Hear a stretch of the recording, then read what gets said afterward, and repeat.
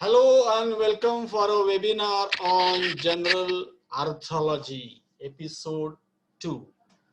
My dear students, we have studied introductory part of General Arthology yesterday, during which time we studied what is meaning of arthology, what is meaning of joint, what are the different types of joints, what are the different varieties of joints.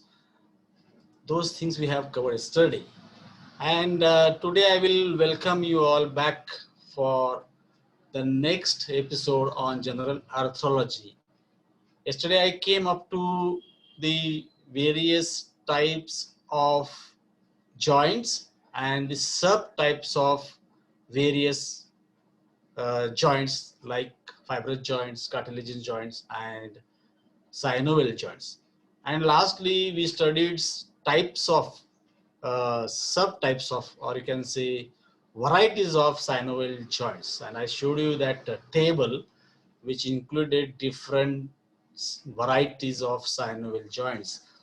And my dear students, synovial joints are, the actual joints which help for the movements.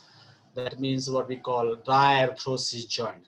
And they are also important for your examinations. And most of the diseases of joints which come to you during your clinical practice, they all belong, mostly they belong to synovial types of joint. Here one joint is shown to you in the circle, and that is a knee joint. And knee joint was previously considered as a hinge variety of synovial type of joint, hinge variety. Okay, but if you look at this GIF, it looks like a hinge. The doors have got a hinge, but hinge variety of synovial joint is a elbow joint and not knee joint. But knee joint also performs medial and lateral rotations. That means knee joint has got double axis movement. One is, the what you call central axis, and also one another axis, transverse axis, which allows slight medial rotation and lateral rotation. So this, image, sometimes we call knee joint as a hinge variety, but knee joint is not a hinge variety. It is a condyloid variety of synovial joint. I'll come to that point one by one, because sometimes we make mistakes while saying, giving the proper identification of a joint. Sometimes I also say knee joint is a hinge variety, but knee joint is not a hinge variety, though elbow joint is a hinge variety. Elbow is homologous with the knee joint, but knee joint is condyloid variety and elbow joint is hinge variety. Okay, I showed you that picture of hinge, which is usually used while fixing the doors. Well, I told you yesterday also that we have to be well versed with this, table here in front of you on the screen. That means different, subtypes under synovial joints, or you can say variety. Variety is always good word to, talk about these different joints which come under the synovial uh, category. Okay. Here you can see A, B, C, D. A is plane or gliding. That means which doesn't require axis. It can glide anywhere, anyhow. Okay, just gliding means sliding. But if you come to B, it is a uniaxial category of joints. That means here there is only one axis. So one axis will allow two movements. For example, if your elbow joint, we call it as a hinge variety. Okay, elbow joint is hinge variety. So it will give you movement around one axis, and that axis is transverse axis, and it will give movement like flexion and extension, flexion and extension. Well, no other movement is possible because there is no other axis allowed there. If you try to rotate it, it will get pain. There is no medial and lateral rotation around the elbow joint, which is little bit possible around the knee joint. The next category under the uniaxial joints is pivot joint. Pivot is allowing you rotatory movement. You can see the movements given here, and these rotatory movements are allowed under superior and inferior radioulnar joints, and also median atlantoaxial joint. Atlantoaxial is the atlas and axis, first two vertebrae of the spine. And hinge varieties are elbow joint, ankle joint is a hinge variety, and interphalangeal joints. Interphalangeal joints means IP joints between the two phalanges. These are hinge variety. The knee doesn't come there. Okay. And plane or gliding joints are allowing you gliding movements or sliding movements. And all the intercarpal joints or the intertarsal joints are the joints between the articular processes of the vertebrae. Apart from bodies of vertebrae, there are also articular processes. So these are all plane joints, and these are all number two, which I said about hinge type and the pivot variety. Hinge variety, pivot variety, and plane variety we have discussed right now. Now we'll go to biaxial joints. In biaxial joints, there are two varieties. That is condylar joints. Condylar joints are also called as bicondylar joint because there are two condyles at a time. And next category is ellipsoid joint.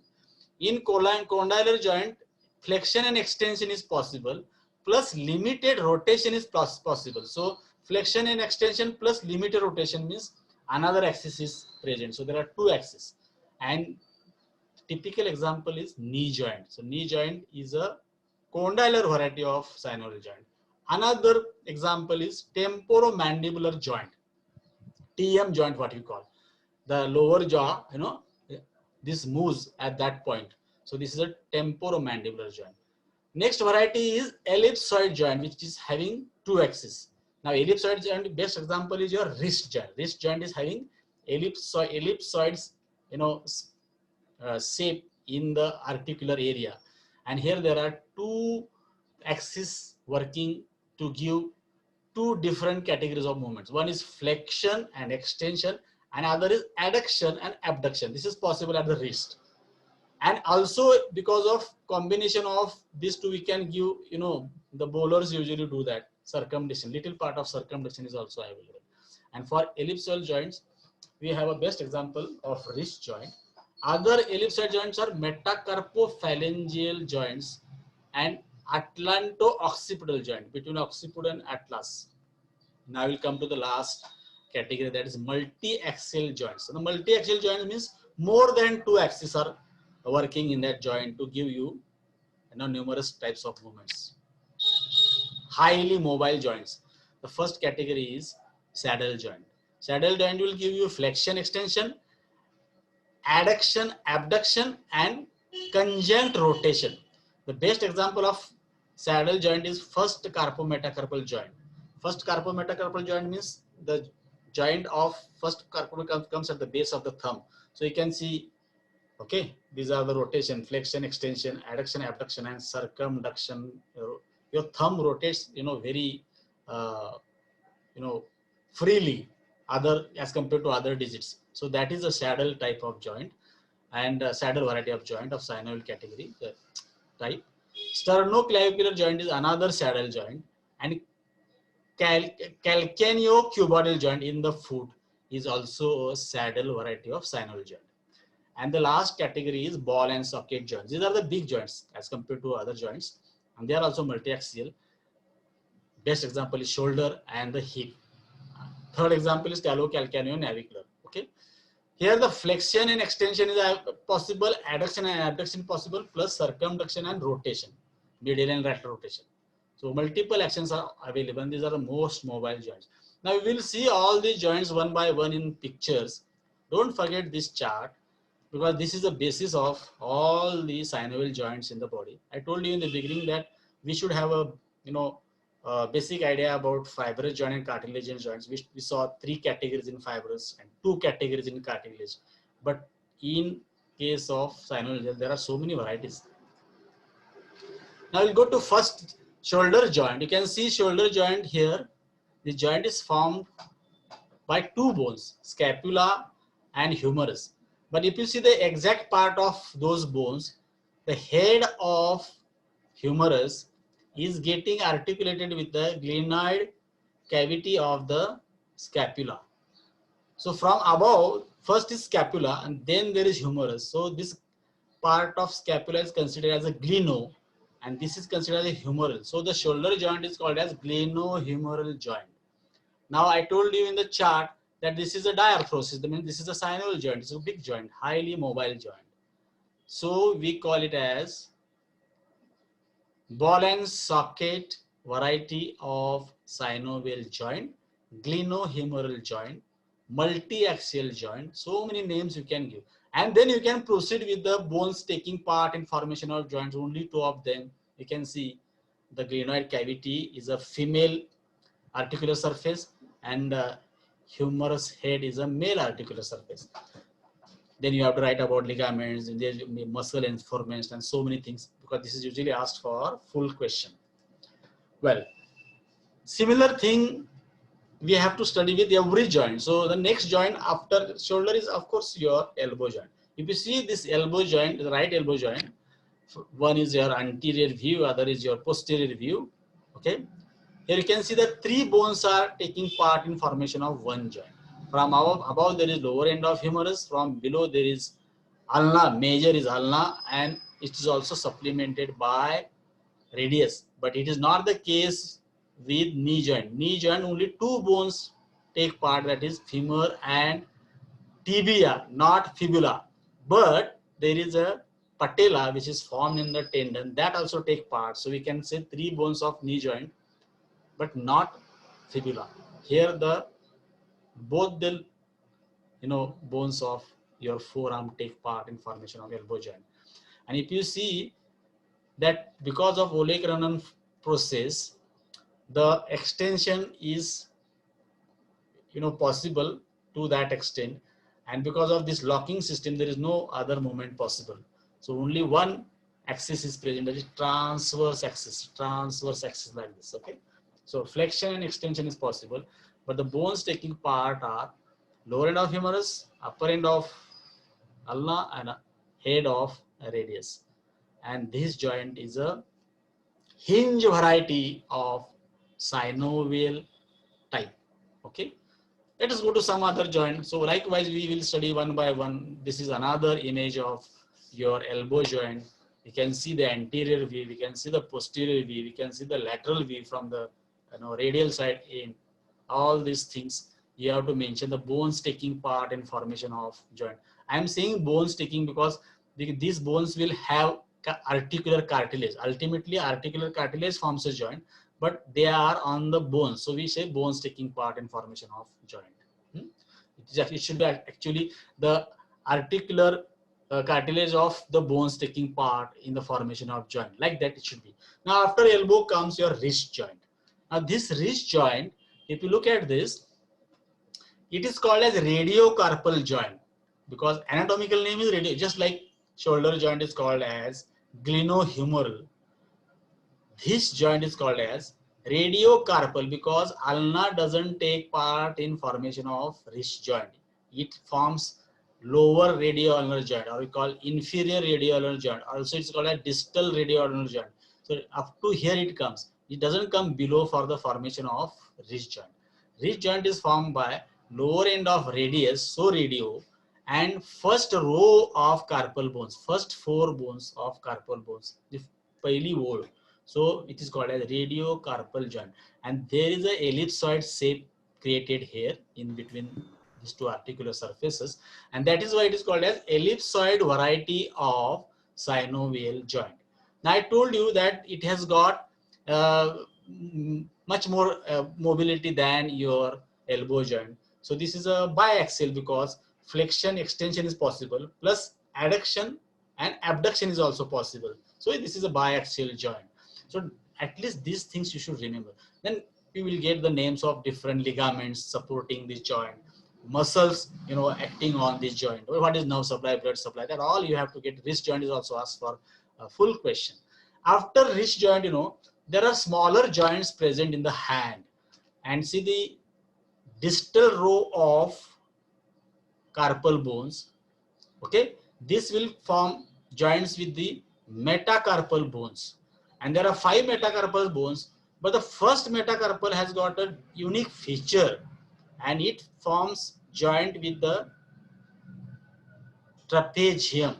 So trapezium with first metacarpal gives you a unique type of joint as compared to other 4, and this is called as first carpometacarpal joint. And first carpometacarpal joint has got greater mobility. Okay, see, you can see the thumb, it moves in all the directions. highly mobile digit is your thumb, and that is why there is a saddle shape. Plus, it gives you stability also, and that is called as saddle variety of synovial joint. And other remaining second carpometacarpal, third carpometacarpal, fourth carpometacarpal, fifth metacarpal, they are not saddle. Okay, only first carpometacarpal is saddle variety of synovial type. Well, here you can see one more picture of uh, first carpometacarpal joint, but now this is inflamed. So this is suffering from arthritis. The arthritis joint looks like this reddish and swollen. But you can see the bone trapezium, and you can see the first carpometacarpal. This is your saddle variety of synovial type. Okay. And it is, I told you the saddle has got a multi-axial joint because flexion, extension, lateral rotation, what you call apposition also it does with other fingers, and circumduction it does. Now remaining joints are interphalangeal joints. So when there are only, when there are 3 phalanges, it will give you 2 joints. 1, 2, 3 phalanges means there are 1 and 2 joints. 3 phalanges will give you 2 joints. So those are called as IP joints. IP means interphalangeal joints. But there are 2 IP joints, so we call it as PIP and DIP. PIP means proximal interphalangeal joint, and DIP means distal interphalangeal joints. And they have got function of only flexion and extension, no other functions, only one axis. So they are called as hinge variety of synovial joints. I think you have understood this. Similar things with the phalanges of lower limb, that is of the foot. Same with the foot. Okay. Now we'll go to the lower limb. The lower limb first joint, the biggest joint is your hip joint. A hip joint is between acetabulum or acetabular cavity of hip bone and head of femoris. So this is a socket and this is a ball.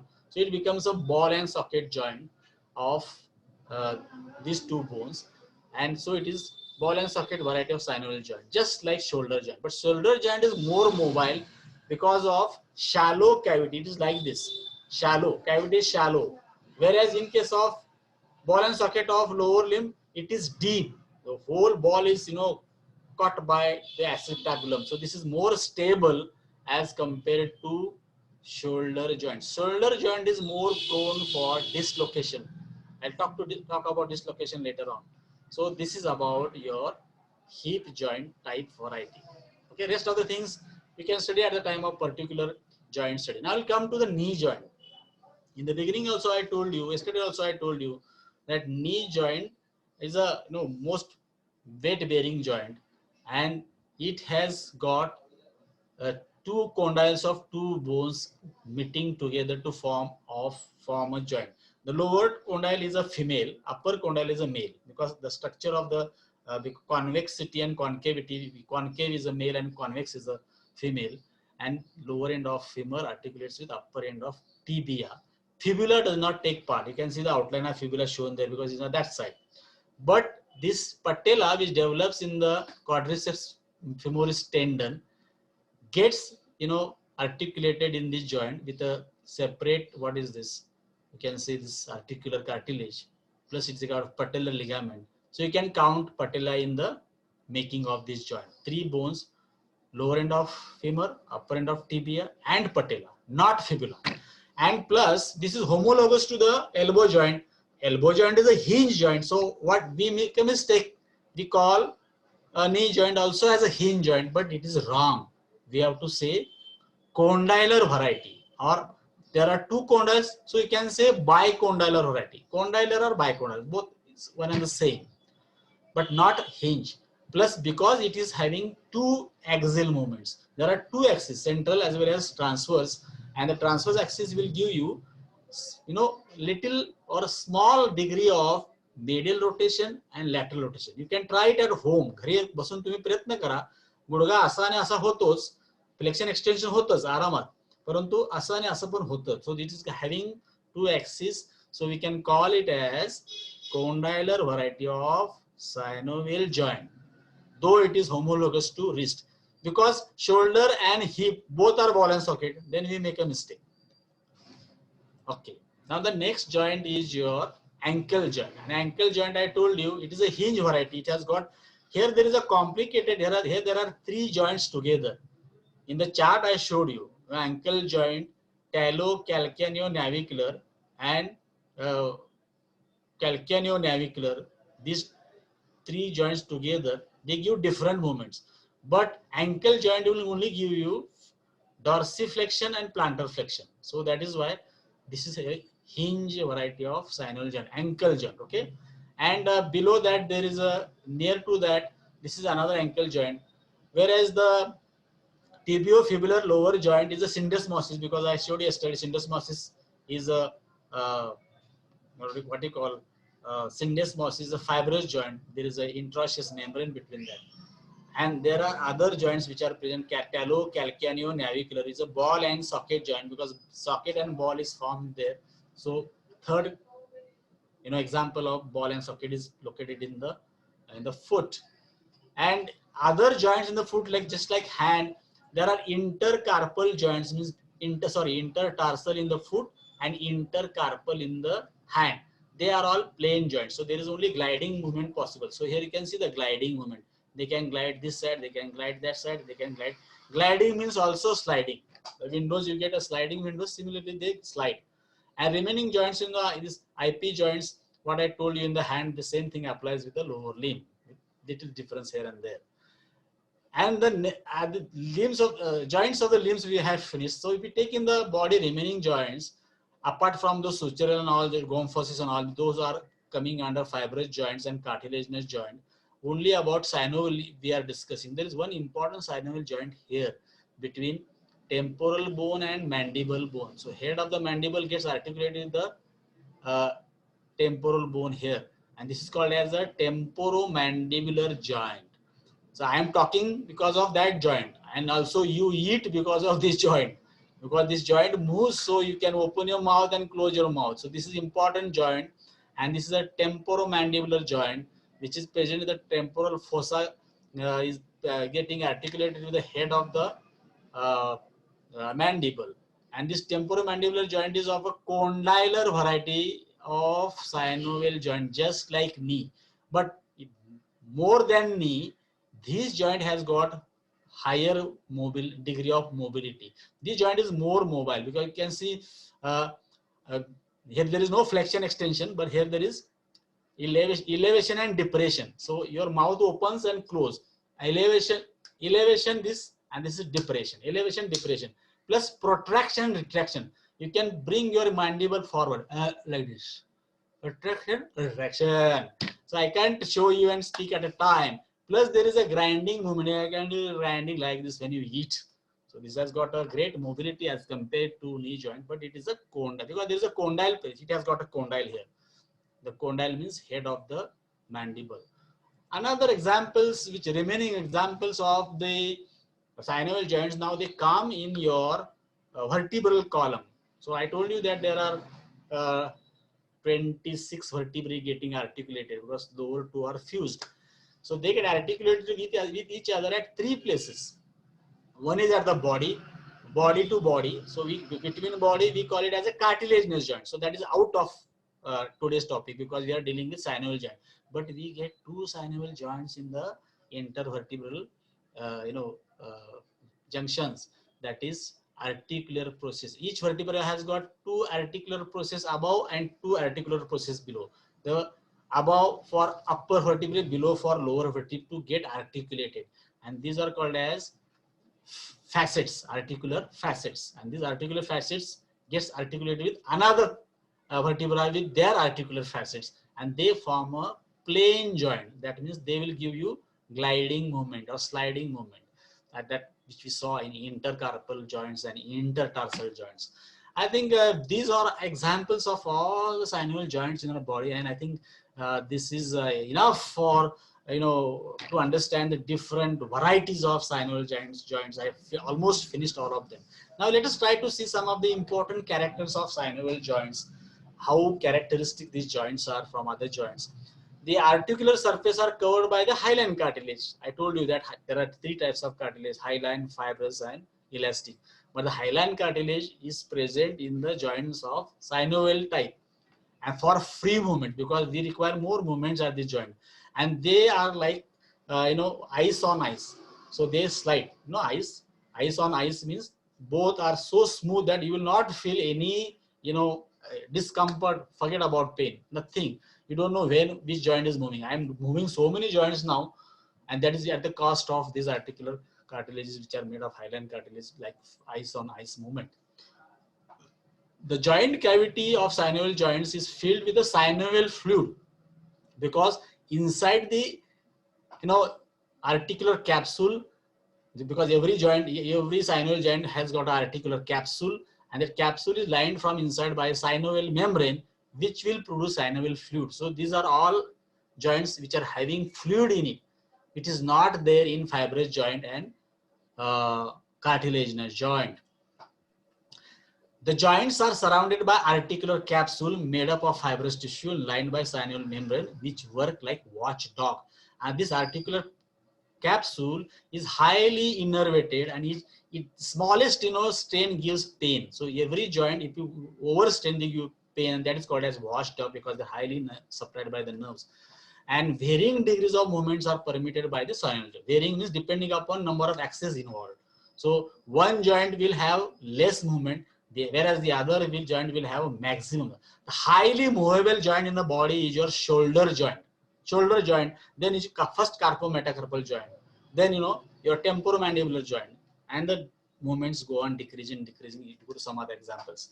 And my dear students, we have finished most of the part of the synovial joint, but I'll show you bones and joints of the upper limb. We have discussed bones in the osteology, and now we have discussed joints of the upper limb: shoulder joint, elbow joint, wrist joint, then carpometacarpal joint, intercarpal joint, and IP joints. Okay. Bones and joints of the lower limb. You know the bones of the lower limb, and joints are, first is this one, hip joint. Even it forms pubic symphysis, and pubic symphysis are cartilaginous joints. Okay. Even sacroiliac joint is also fibrous. Here you can see knee joint, which is of condylar variety. Here you can see the ankle joint, then talocalcaneonavicular, and then what you call tarsometatarsal, not carpometacarpal. Then interphalangeal joints. These are in the lower limb. And then plane or gliding joints, I showed it in the vertebral column. These are the articular facets giving you plane joints, and the bodies are giving you intervertebral disc. So there is a cartilaginous joint. Well, now example of hinge joint. Now this best example is your elbow joint. You can see the hinge variety here. I'll explain to you. I'm just showing you the now by variety name. Elbow joint and proximal radioulnar joint. So because just below the elbow joint, there is immediately proximal radioulnar joint, and proximal radioulnar joint is a pivot, and elbow joint is a hinge. You can see both the joints here. Proximal radioulnar joint. They're together, very close to each other. Now pivot joint, you can see same near the elbow joint. Pivot is a first or upper or superior radioulnar joint.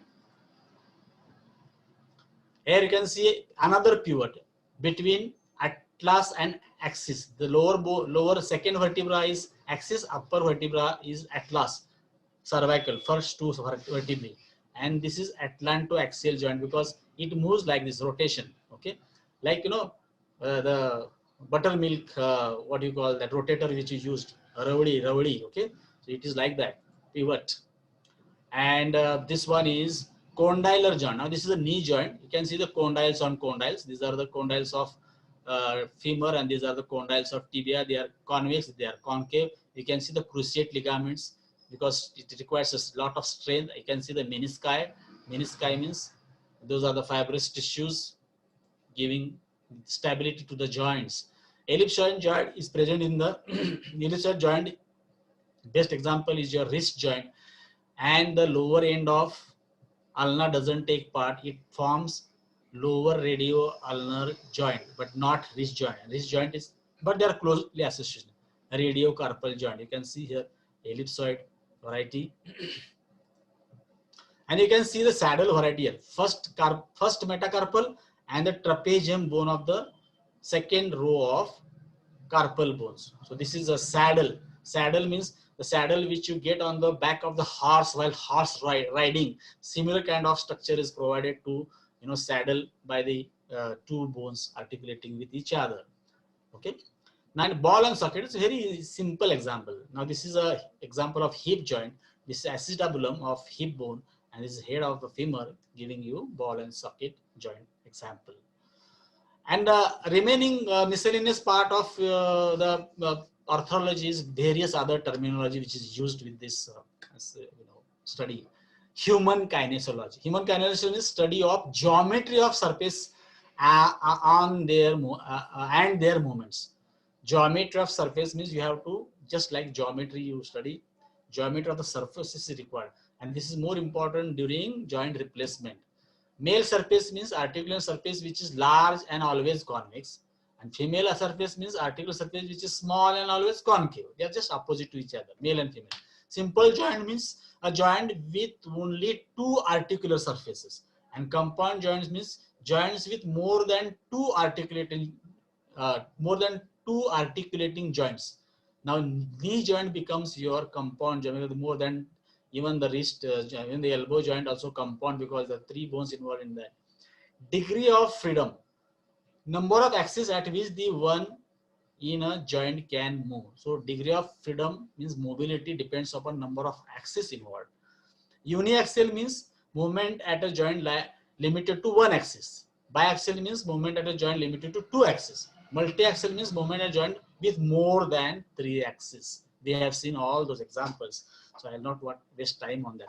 And now, in short, blood supply of the synovial joint is derived from the articular and epiphyseal branches given off by the neighboring arteries from a periarticular arterial plexus. So yeah, from every joint there is an arterial plexus formed by the articular branches and the epiphyseal branches, and they will supply that joint.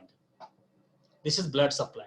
And what is about nerve supply? The capsule and the ligaments possess rich nerve supply, which make them very sensitive to pain. The synovial membrane is having poor nerve supply, and it is relatively insensitive to pain. The synovial membrane inside is almost painless, but the articular capsule is very painful.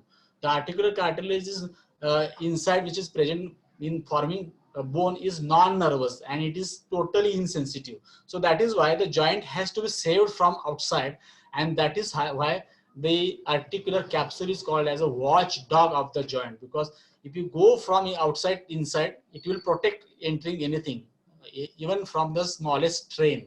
So if you try to move more than allowed degree of movement, it starts paining because of that watchdog.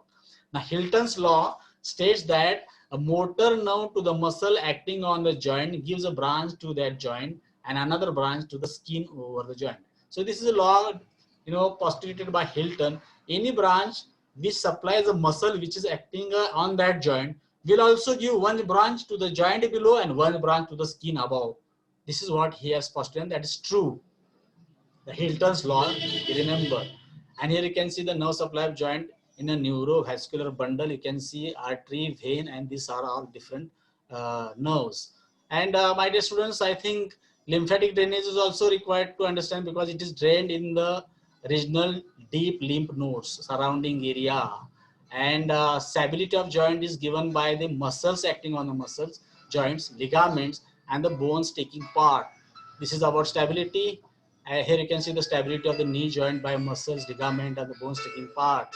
And applied anatomy is dislocation of joints, sprain, arthritis, stiffness, neuropathic joints, and tennis elbow.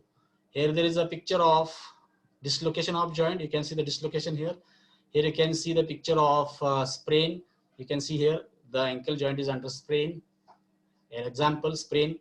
Arthritis means swelling of joints. You can see swollen joint here, rheumatoid arthritis. And stiffness of joints means we're unable to move. You can see the stiffness of knee joint here. This is all about applied anatomy. Is more clinical anatomy required for you in the third year. Neuropathic joints due to nervous disease. You can see the picture here. And tennis elbow means involvement of the lateral epicondyle and the extensor muscles in the hand in cricketers and tennis players. So this is another related to the elbow joint. This is a rheumatoid arthritis disability caused due to rheumatoid arthritis in patients. And this picture he will explain you the normal and arthritis. This is normal joint, this is uh, osteoarthritis, and this is rheumatoid arthritis. Okay, we have less time, so I'm finishing this. Rheumatoid arthritis is involving all the joints of both the sides simultaneously. This is osteoarthritis, and with this you can see the lots of inflamed joints in this. And here you can see hypermobile joint. And well, this is X-ray of hand to understand the condition of joint. This is MRI of knee joint. And I think this is over now. We have to finish this within a sections. Questions will be dealt tomorrow. Thank you. Thanks a lot. And the end, have a nice day. See you tomorrow morning at 10 o'clock with some other topic, and that is myology. Thank you. Thanks a lot.